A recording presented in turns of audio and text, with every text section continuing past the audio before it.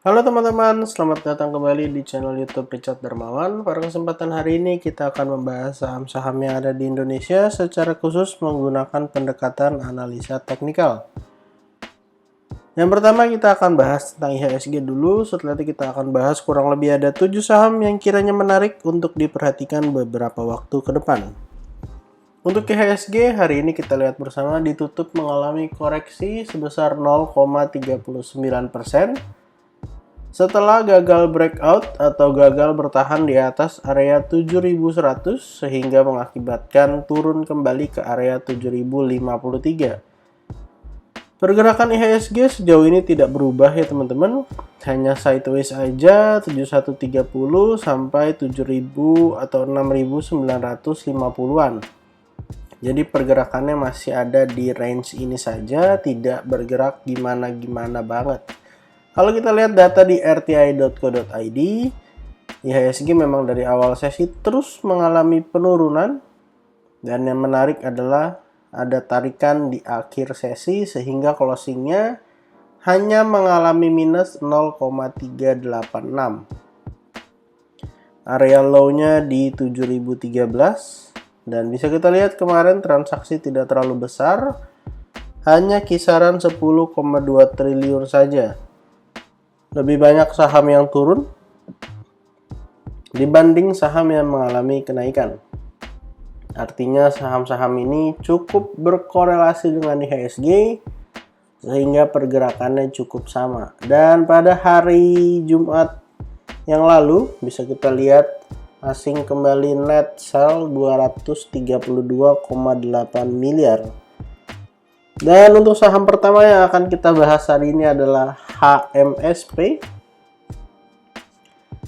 HMSP pada perdagangan terakhir ditutup menguat 2,66%, berhasil breakout daripada area neckline di 945 dan closing di 965, sehingga menandakan sudah terkonfirmasi sebuah pola yaitu double bottom ya teman-teman. Ini bottom yang pertama dan yang di sebelahnya adalah bottom yang kedua. Posisinya sekarang sudah berhasil breakout. Untuk target kenaikan ada potensi untuk melanjutkan kenaikan menuju kisaran area 970-an ya teman-teman, atau tepatnya 990. Jadi kalau bisa naik sampai 990 akan menyelesaikan target kenaikan daripada double bottomnya, di mana double bottom ini area support sekaligus neckline-nya ada di 945. Teman-teman boleh spare sampai kisaran area 940. Jadi 945 940 dan area support 2-nya di 925 915. Kalau bisa breakout dari 990 ada potensi menguji angka psikologis di 1000 dan resisten berikutnya akan menguji 1060. Dan bisa kita lihat potensinya ada walaupun belum terjadi, yaitu double bottom versi besar jika HMSP mampu breakout daripada 1060. Jadi silahkan dipantau area support yang ada. Saham kedua hari ini kita akan bahas adalah KRYA. KRYA pada perdagangan yang lalu ditutup mengalami kenaikan 7,73%, berhasil mengalami kenaikan 3 hari berturut-turut. Untuk area support terdekat ada di 460 sampai 436. Dan untuk area support 2-nya ada di kisaran area 406 sampai 390. Bisa kita lihat bahwa KRYA adalah salah satu saham yang uptrend. Uptrendnya kelihatan banget dengan uptrend channel yang berhasil dibuat. Dan yang menarik juga adalah KRYA ini adalah all time high-nya di 496. Dan kalau misalnya besok bisa breakout ataupun bisa menyentuh daripada area resisten, akan membuat sebuah pola yang bisa menjadi kenaikan berikutnya. Itu bisa aja rounding bottom di sini dengan neckline di 496, artinya kalau breakout bisa naik jauh lebih tinggi. Ataupun kalau ternyata di area resistennya tertahan atau di area all time high-nya tertahan, kita akan coba pantau di dua area support yang ada. Secara volume pergerakannya cukup baik ya teman-teman. Memang belum ada volume-volume besar yang signifikan.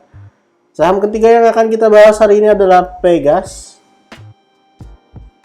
Pegas pada perdagangan terakhir ditutup koreksi tipis 1,07. Setelah Pegas ini berhasil mantul daripada area supportnya di 1800, 1775, kemudian naik sampai 1900-an sepertinya. Dan sekarang posisinya sedang mengalami koreksi, jadi wajar-wajar aja teman-teman. Setelah naik kencang dia turun. Tapi yang perlu teman-teman perhatikan adalah ketika Pegas ini turun, bisa kita lihat bahwa volumenya tipis-tipis aja ya teman-teman.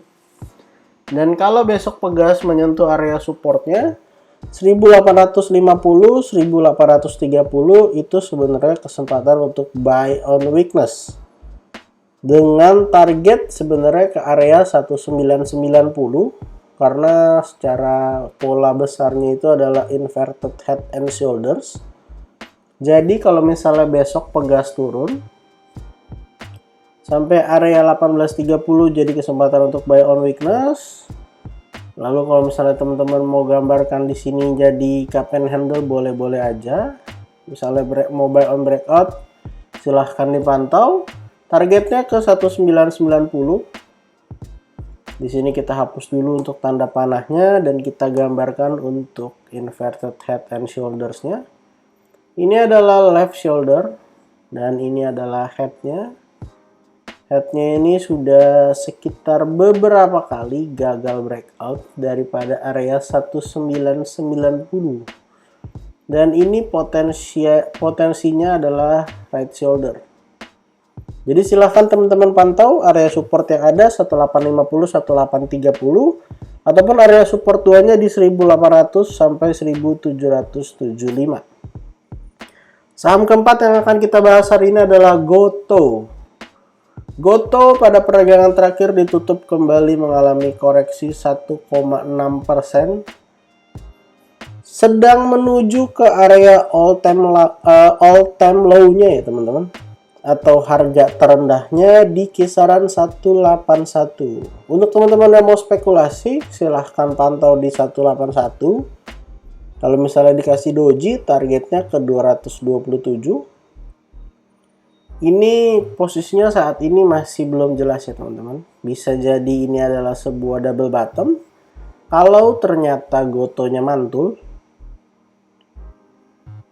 ke area resisten berikutnya. Tapi bisa juga ini jadi rounding top. Kurang lebih seperti ini. Selain rounding top, teman-teman boleh lihat bahwa di kiri ini udah jelas. Ini adalah terlihat seperti left. Jadi kalau left, lalu head, lalu dibikin right shoulder, artinya ada potensi untuk melanjutkan penurunannya. Kita akan coba pantau di 181. Kalau mau buy on weakness, kalau jebol ya bisa menghindar dulu dari Gotoh. Karena sebenarnya Gotoh memiliki pola descending triangle dengan target ke 134 ya teman-teman. Jadi kita akan pantau bersama apakah 181-nya mampu menahan Gotoh. Kalau enggak malah bikin head and shoulders. Artinya potensinya lanjut turun ke bawah. Saham berikutnya yang akan kita bahas hari ini adalah ASI. ASI pada perdagangan terakhir ditutup koreksi tipis aja 0,4% ya teman-teman. ASI sebelumnya membuat sebuah pola penurunan yaitu head and shoulders dengan target turunnya itu ke 5.900.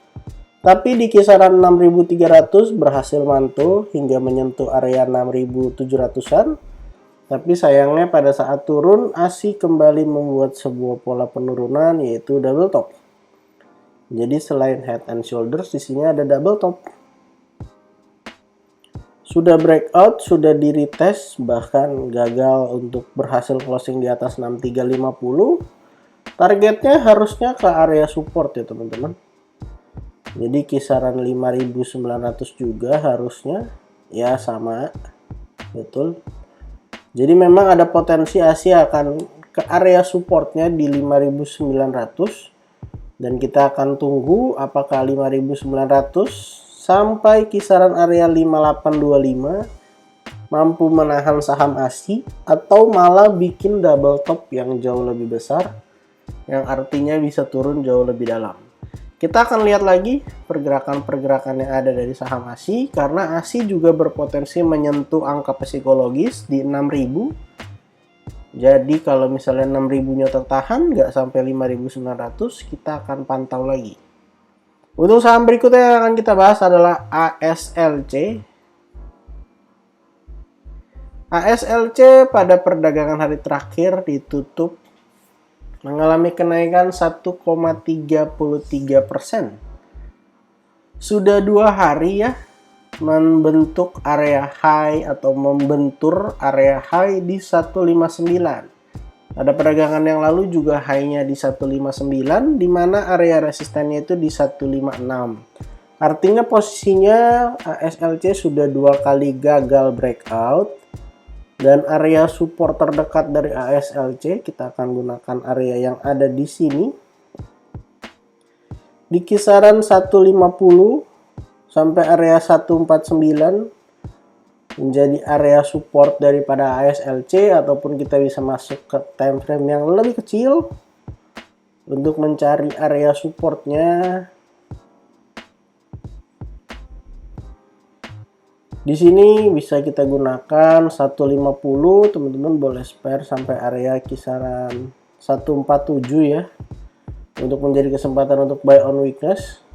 Bisa kita lihat juga dari time frame 1 jam ini bahwa ketika naik volumenya kencang sekali, dan ketika turun cenderung low saja. Jadi kalau turun ke 150, 147 bisa menjadi kesempatan untuk buy on weakness. Kalau ternyata 147-nya gagal menahan, ada potensi ngetes area kisaran 144 ya. Dan untuk area support kuat dari ASLC ada di bawah di 135-138. Area yang sempat sideways cukup panjang di situ. Kalau misalnya bisa breakout kembali pada perdagangan esok, maka ini akan jadi double bottom ya teman-teman. Ini bottom pertama. Dan ini adalah bottom yang kedua, artinya ada potensi lanjut naik sebenarnya. Untuk target kenaikannya kita ukur dari low di 127 sampai area neckline kisaran 155-156. Ada potensi naik sampai kisaran 185. Jadi teman-teman silahkan pantau. Support terdekatnya bisa gunakan area 150 sampai area 147, ataupun kalau ternyata jebol kita akan coba lihat di kisaran area 144. Apakah mampu menahan ASLC atau kembali mengalami penurunan. Saham terakhir yang akan kita bahas hari ini adalah Saratoga. Saratoga pada hari perdagangan terakhir terpantau melemah sebesar 2,64%. Posisinya saat ini ada potensi untuk melemah kembali menuju ke area support sekaligus trend line-nya ya teman-teman. Untuk area supportnya di sini kita gunakan area 2.500. Jadi 2.500 ini kita gunakan sebagai area support kuat daripada saham Saratoga. Jadi kita spare sampai 2.500. Posisinya memang sekarang sedang membentuk uptrend channel ya teman-teman. Tapi bisa kita lihat juga kalau ternyata jebol, malah ini menjadi bearish flag. Nah, bisa kita lihat kayak gini. Ini bisa menjadi kalau ternyata jebol malah bearish flag, yang artinya ada potensi untuk melanjutkan penurunan jauh lebih dalam. Kita akan pantau 2.500-nya sebagai area trend line dan juga support. serta angka psikologis daripada saham Saratoga. Kalau mampu bertahan, tentu akan kembali naik ke kisaran area 2700-an sebagai area resisten. Kalau ternyata 2500 jebol, ada potensi terus mengalami pelemahan ke 2400 ataupun melanjutkan penurunan ke 2300. Jadi total pada kesempatan hari ini kita ada bahas 7 saham, HMSP, KRYA, Pegas, Goto, ASI, ASLC, dan yang terakhir Saratoga. Disclaimer on untuk setiap saham yang saya sebutkan pada kesempatan hari ini bukan ajakan menjual atau membeli, bukan juga rekomendasi. Silahkan teman-teman cek dan recheck kembali. Kalau tidak sesuai dengan analisa teman-teman, silahkan di skip dan cari saham lainnya. Jangan lupa untuk support channel ini dengan cara like, comment, share, dan juga subscribe. Jangan lupa untuk follow akun Instagram saya di @jurnalricharddarmawan. Terima kasih untuk teman-teman yang sudah menonton video ini sampai akhir. Sampai jumpa di video berikutnya.